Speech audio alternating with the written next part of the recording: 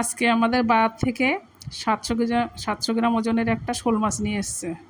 শোল মাছটা আমি কেটে নিচ্ছি।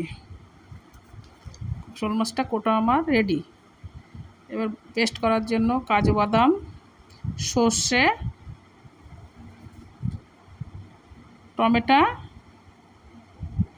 কাঁচা লঙ্কা, জিরে এটা আমি পেস্ট করে নেব।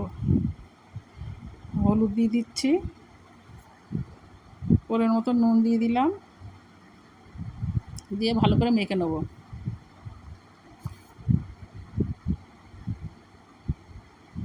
কড়াই আমি তেল দিয়ে দিলাম, তেলটা নাড়তে হবে, ভালো করে গরম করে নিতে হবে। একে একে মাছটা দিয়ে দেবো।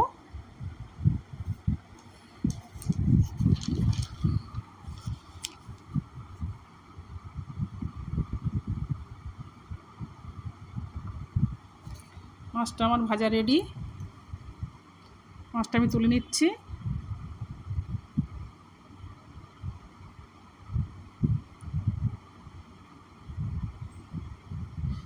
এর পেস্ট করা মশলাটা আমি দিয়ে দিচ্ছি।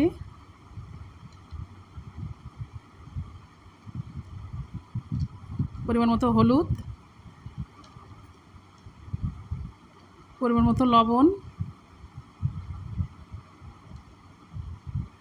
ভালো করে নাড়তে হবে, গ্যাসটা কমায় দিতে হবে। পরিমাণ মতো জল,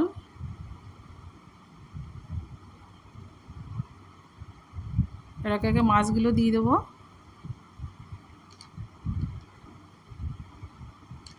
একে একে কাঁচা লঙ্কাগুলো দিয়ে দিলাম।